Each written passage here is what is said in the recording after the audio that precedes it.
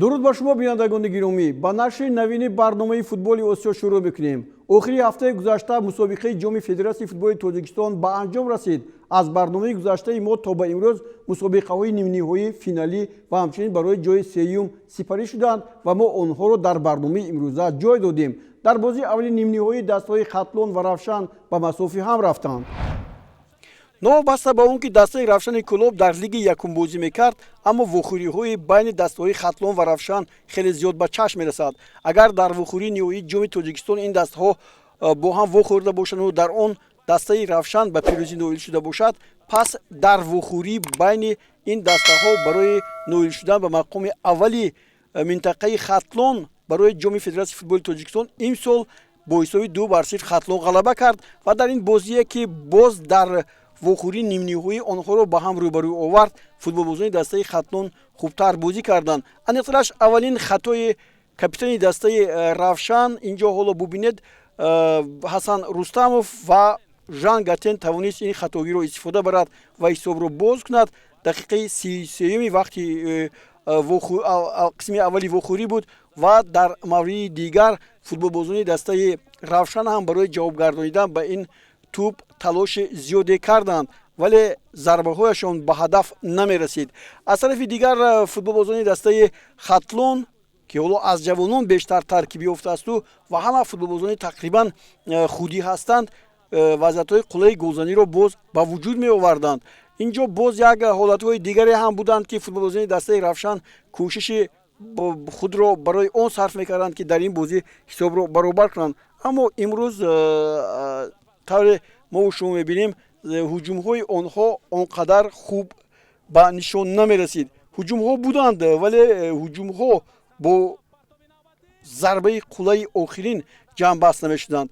дар мавриди дигар футболбозони дастаи хатлон тавонистанд бо ҳамин ҳамлагари камерунии худ ки дар ин вохӯрӣ бисёр маҳорати хуб нишон дод, боз як голи дигарро ба самар расонанд. ин дар дақиқаи тақрибан охири вохӯрӣ ба вуҷуд омад. ҳоло Узоқовро мебинем, боз як зарбаи хеле олӣ зад, аммо дарвозабон дар ин ҷо моҳирона бозӣ кард ва ин тӯбро Ризоев баргардонид. дар ҳолатҳои дигар дар ин вохӯрӣ боз як корти сурх ба бозингари дастаи равшан дода шуд ки дар натиҷа Далер Шомродов аз бозӣ ронда шуд ва ин боз як бозингари кам дар ҳайати дастаи равшан имконияти баробар кардани ҳисобро барои ин даста бисёр ҳам ногузир кард. аммо футболбозони дастаи хатлон канори чапро хеле хуб истифода мебурданд. бубинед дӯстони гиромӣ, ҳоло мухлисон ҳам дар варзишгоҳ дар бозиҳои ҷоми федератсияи футболи Тоҷикистон роҳ дода шуданд. ин ҳам як хуш аст ки ин бозингарон метавонанд бо дастгирии мухлисон ҳамеша ба пеш раванд. ин ҳоло лаҳзаҳои охире ки голи дуввум зада шуд аз ҷониби футболбози камерунии дастаи хатлон ва жан гатен, бозингари беҳтарини ин вохӯрӣ ҳам дониста шуд ва ҳам аз худ маҳорати ниҳоят олӣ зоҳир кард ва тавонист хатлонро ба бозиҳои финалӣ роҳхат диҳад. бибинед ин зарба аз масофаи дур ва дарвозабон самти зарбаро пай набурд. бо ҳамин бозӣ бо ҳисоби 2-0 ба нафъи дастаи хатлон ба поён расид.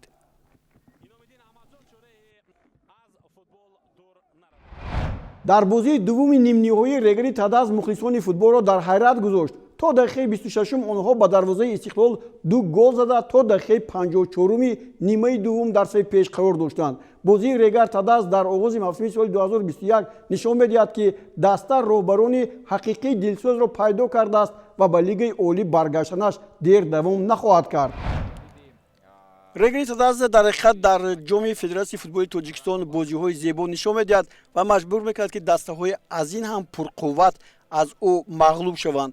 дар вохӯрӣ бо дастаи Истиқлол, чемпиони феълии Тоҷикистон, футболбозони Регар боз ҳам зебо бозӣ карданд.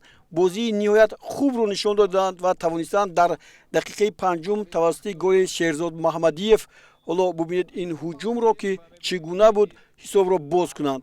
дар ҳақиқат хатоии инҷо Рустам Ятимов дарвозабони дастаи Истиқлолро ҳам гуфтан ба маврид аст. ин голе ки ҳоло зада мешавад аз ҷониби Диловаршо Ғаниев маҳз хатогии 100%-и Рустам Ятимов буд ки тӯбро ба муҳофизатгар расонида натавонист ва дар натиҷа инро Диловаршо Ғаниев хуб истифода бурд. Ҳисоби 2-0 то қисми дуюм оғози қисми дуввум идома ёфт ва футболбозони дастаи Истиқлол аз ҳамин хатое ки ҳоло ба назари довар зарбаи пеналти буд ва онро таъин кард, ҷазо дод, тағйир ёфт, вале онҷо хато аз рӯи гуфти коршиносоне ки бо мо дар як ҷо буданду ин лаҳзаҳоро дидем, ин хато бояд пеналти таъин намешуд. Ба ҳар навъ Нушер Ҷалилов дар дақиқаи 56-ум ҳисобро 1-2 кард ва баъдан ҳуҷумҳои пай дар пайро футболбозони дастаи Регар натавонистанд пеши роҳашро бигиранд. Салам Ашуромадов дар дақиқаи 77-ум паси хуби Ваҳдат Ҳаноновро ба тури дарвоза равон кард, ҳисоб 2-2 шуд. ҷои худро футболбозони ҷавон ҳоло меёбанд ва инро дар мусоҳиба бо мо сармураббии дастаи Истиқлол ҳам Виталий Левченко арз кард. ҳоло бояд ин як хароҷумараш дар назди дарвозаи дастаи Регаи Садаз аст ва футболбозони дастаи Истиқлол онро истифода бурданду Зоир Ҷӯрабоев дар дақиқаи 82-ум голи сеюмро зад ва камбек кард ва Истиқлол бо ҳисоби 3-2 дар ин вохӯрӣ ғалаба ба даст овард.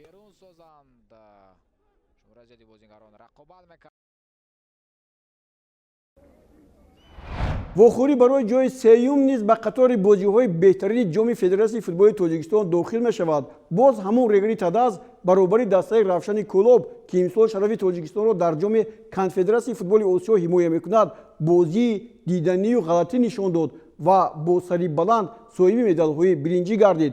чӣ гуна ин вохӯрӣ ҷараён гирифт дар гузориши мо. дар вохӯрии нимниҳоӣ ҳам дастаи Регаи Тадаз фавқулода бозӣ кард. бозиаш зебо буд, ҷолиб буд. ин навбат ғолиби ҷоми Тоҷикистон дар мавсими соли 2020 Равшани Кӯлоб дар муқобили онҳо меистод, дастае ки барои шарафи Тоҷикистонро баланд бардоштан дар ҷоми Конфедератсияи футболи Осиё имсол бозӣ мекунад. ҳунарнамоии футболбозони дастаи Регар Тадаз диданӣ буд ва ин ҷо ҳолатҳое буданд ки маҳз маҳорати дарвозабони дастаи Равшан Бобоев онҳоро аз голи 100% наҷот медод ва баъдан футболбозони дастаи Регаи Тадаз бисёр хуб зарбаҳои стандартиро ҳам истифода мебурданд. аз ҷумла яке аз зарбаҳои стандартие ки онҳо иҷро карданд, ҳоло бубинед инҷо боз як ҳуҷуми хеле хуб буд аз ҷониби бозигарони дастаи Регаи Тадаз ва онҳо метавонистанд инро бо гол анҷом диҳанд, аммо нашуд. вале дар мавриди дигар Фирӯз Қараев зарбаи хеле моҳирона зад ва инҷо тӯб баъди бархӯрд ба тири дарвоза ба Диловаршо Ғаниев баргашт ва Диловаршо Ғаниев дар дақиқаи 24-ум ҳисобро боз кард. бубинед ҳоло ин зарбаро бармегардад ба майдон ва Диловаршо Ғаниев аввалин шуда ба ин тӯб мерасад ва тӯбро бо зарбаи сар ворidi дарвоза мекунад. ин навбат Бобоев ба Равшан кӯмак карда натавонист. аз тарафи дигар Ҳикматулло Расулов вақте ки ба ин даста омад, бисёр як бозигузории ӯ имконият медиҳад ки футболбозони ҷавон худро нишон диҳанд. Диловаршо Ғаниев бори дигар дар қисми дуюм дар дақиқаи 53-ум голи дуюми Регаи Тадазро мерасонад. ҳоло бубинед Ҳикматулло Расулов 3-4 нафар муҳофизатгарони дастаи Равшанро аз ин тӯб дур мекунад ва моҳирона тӯбро ба Диловаршо мепартояд ва Диловаршо ҳисобро 2-0 кард ки то дақиқаи 86-ум футболбозони Равшан ба он ҷавоб гардонида натавонистанд.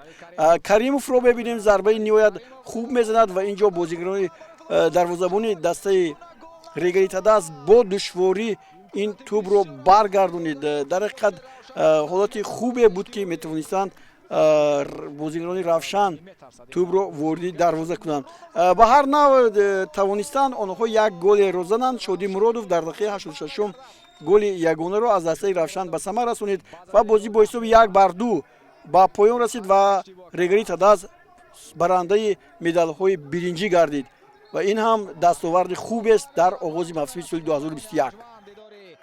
Равшани Кӯлоб ва Регар Тадаз мавсими ояндаро дар Лигаи Якум оғоз хоҳад кард ва ин барои Регар Тадаз бисёр натиҷаи хуб аст, ки даста дар Лигаи Якум ниҳоят ба финали бозиҳо расидем ва ду дастаи беҳтарини Тоҷикистон, Хатлон ва Истиқлол барои муайян кардани ғолиби мавсими соли 2021 ҷоми Федератсияи футболи Тоҷикистон ворidi майдони варзишгоҳи марказии шаҳри Душанбе шуданд. футболбозони шаҳри Бохтар сабки аз муҳофизат ба ҳуҷумро пешаи худ карда дар муқобили чемпиони солҳои охири Тоҷикистон то сонияҳои вақти асосӣ мубориза бурданд.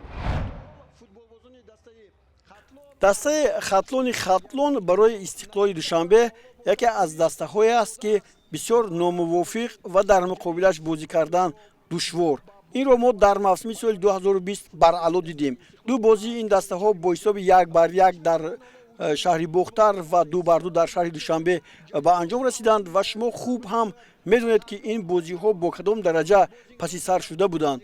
دسته خطلان در همین میدان توانسته بود که یک مقابلت سخت نشان دهد و تواند در آن بازی حتی غلبه هم کند، ولی در اینجا خطاگی داوران با بازی بسیار هم تاثیر خود را گذاشت. در این بازی که حالا دسته های خطلان و استقلال میکنند، بازی پوشیده از جانب دسته خطلان نمایش داده شد. آنها بسیار یک خط دفاع را آنقدر پرقوت کرده بودند که برای استقلالی ها وارد شدن به میدان نزد دروازه دشوار شده بود، ولی لحظه های گلزنی خیلی فراوان بود و آنها استفاده نمی بردند. ببینید این حالتی که در دقیقه 94 به وجود آمد، تنها الکسی لارین توانست که با ضربه سر توپ را وارد دروازه کند و استقلال را به پیروزی نائل کند. از ماه август سال 2019 استقلال بار اول خطلان را مغلوب کرد و لاری قهرمان این بازی گردید. در رفت این وخوری بعد انجام آن با دسته استقلال جام فدراسیون فوتبال تاجیکستان سپرده شد.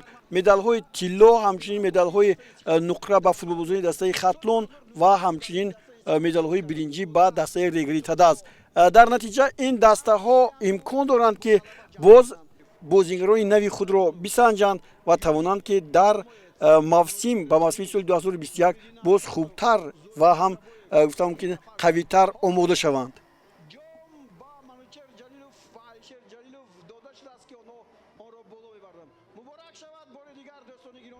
Ну, новые игроки пока такое размытое впечатление, потому что нету цельной картины. Ну, кто-то в одном состоянии приехал, кто-то в другом состоянии. И пока как бы футболисты не в своих лучших кондициях. Поэтому впечатление такое размытое. Вот. Ну, радует наша молодежь, которая в этой конкуренции проявляет себя. Вот. И если они будут проявлять себя, то дорога в основной состав им будет открыта. Потому что кто лучше, тот и будет играть. Это нету разницы тут. Или ты иностранец, или ты местный футболист. Если ты на сегодняшний день соответствуешь уровню этой команды Истекола, да, то ты должен играть в основном составе. دسته منتخب تاجیکستان بنا به قرار نوی کنفدراسیون فوتبال آسیا بازی انتخابی جام جهان 2022 و آسیا 2023 را با دسته منتخب مغولستان 25 مارس در ورزشگاه مرکزی جمهوریوی شهر دوشنبه ساعت 18 در وقتش برپا می‌نماید. اکثر وخوری‌هایی که ماه مارس باید گذرانیده می‌شدند با ماه ایون تحویل یافتند. فوتبالبازان ما با دسته منتخب ژاپنیا 7 ایون و میانمار 15 ایون در همین روند قوه‌آزمایی خواهند کرد. محافظتگر دسته منتخب تاجیکستان فرهاد واسیف کاریر فوتبالی خود را در کلوب فوتبال تنباف ادامه می‌دهد. او هفته روان از کلوب فوتبال نفت خیمیک به این دسته گذشت. فرهاد واسیف در از دسته منتخب تاجیکستان 15 بازی انجام داده، یک گل به ثمر رسانیده است. از بس که فرهاد در از دسته نفت خیمیک خیلی کم به میدان آمد، با چنین قرار آمد که به دسته تنباف کمک نماید. تنباف امروز در لیگ برتر روسیه با 13 امتیاز در جای آخرین موقع گرفته است. در 19 بازی 3 غلبه، 4 مساوی و 12 باخت دارد. رسانه‌ها خبر می‌دهند که این دسته در حالت عزیمت مالیوی بانکروت قرار دارد. بهترین بازیکنانش الکی دسته را ترک کردند. فرهاد واسیف در اولین وخوری این دسته با لوکوموتیو مسکو برای جام روسیه به میدان آمد و 90 دقیقه بازی کرد.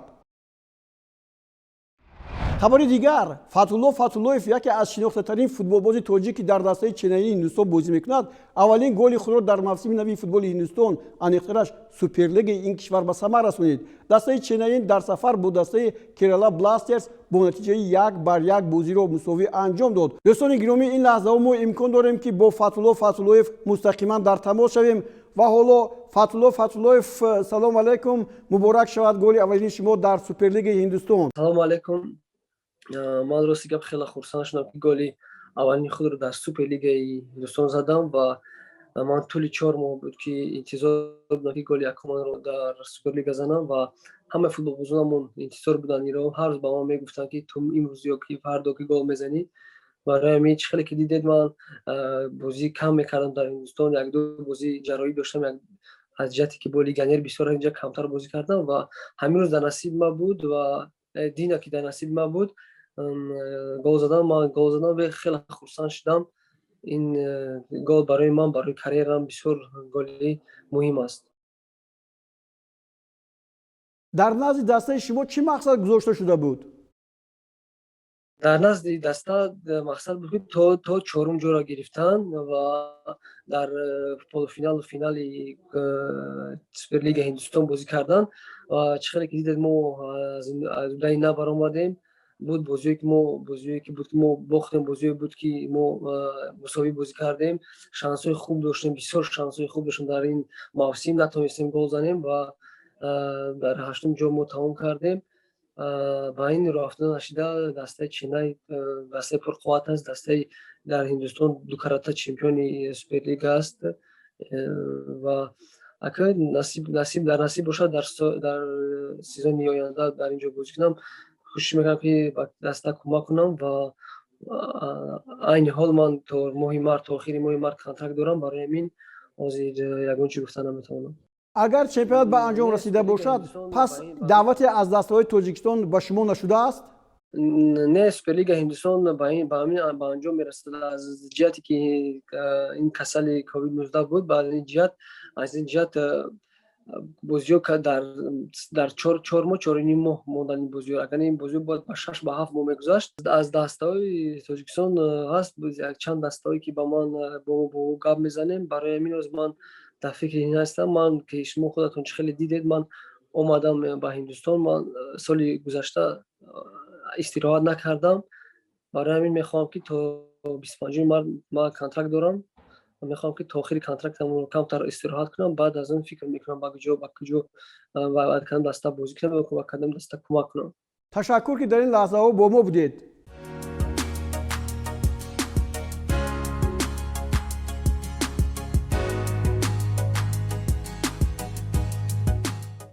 از پریمیر لیگ هندوستان با پریمیر لیگ بنگلادش میگذاریم. باز یک بازیگر دیگری دسته منتخب تاجیکستان سیاوش اسواروف در هیئت کلوب فوتبال شیخ روسیل با زدن گل مشرف شد. در دور نهمی لیگ برتر دسته سیاوش در میدانش با اباهانی که در زینه دوم چمپیونات موقع دارد قوا آزمود. در این بازی مهمانان با گل زده سعد الدین حساب را در دقیقه 25 باز کردند. با سیاوش اسواروف موفق شد که در دقیقه دوم وقت اضافه شده دسته‌اش را از بخت نجات دهد. شیخ روسیل با 17 امتیاز در زینه چهارم قرار دارد. دسته رحمتگنج دلشاد وصیف و خورشید بیکنظرов در این دور از محمدان دکا با نتیجه 2-0 مغلوب شدند. موضوع دیگر دسته منتخب اردن که چند پیشتر با دسته منتخب تاجیکستان دو وخوری انجام داده بود با دسته منتخب همسایه کشور ما ازبکستان نیز چنین دیدار را انجام داد. این وخوری هم در شهر دبی امارات متحده عرب برپا گردید و فوتبالبازان ازبک با نتیجه 2-0 غلبه کردند. در دقیقه 12 بهترین بازیگر اردنی ها حمزه الدرده با کارت سرخ مستقیم میدان را ترک کرد و فوتبالبازان ازبک میسر شد که در دقیقه 51 با گل زده حسین غفاروف حساب را گشایند. تیمور خوجا عبدالخالقوف در دقیقه 80 مرتبه دیگر فوتبالبازان ازبکستان را با موفقیت نویل کرد و توپ دوم را به ثمر رسانید. آمادگی دسته ها برای اشتراک در بازی‌های انتخابی جام جهان و آسیا در این منطقه ادامه دارند. در این برنامه ما به هنرنمایی دسته‌هایی که در لیگ چمپیون‌های آسیا یکجایه با دسته استقلال دوشنبه در یک گروه هنرنمایی میکنند بار دیگر توجه کردیم. در دور نوبتی لیگ برتر امارات متحده عرب کلوب فوتبال شباب الاهلی دبی با کلوب فوتبال حتی که نمایندگی شهر حتی را دارد قوا سنجید. بازی با پیروزی رقیب استقلال جنبست شد. دوستان گرامی، دسته دیگری که در این گروه با استقلال دوشنبه است الهلال عربستان سعودی در دور نوبتی بر اتفاق با نتیجه 3-1 غلبه کرد. دو گل را به فیتیمی گومز و گل دیگر را اندره کوریلیو از دسته الهلال به نشان رسانیدند. بعد دور 19 الهلال در زینه دوم موقع دارد. با همین خبر دوستان گرامی برنامه نوبتی فوتبال آسیا را به انجام می‌رسانیم. مقصد ما ترغیب فوتبال تاجیکستان و کشورهای آسیا است و کوشش می‌کنیم که درباره همه چمپیونات‌ها از روی امکانات به شما معلومات مفصل رسانیم. باقی صحتمندی شما آرزوی ماست. خود را احتیاط کنید. خیر.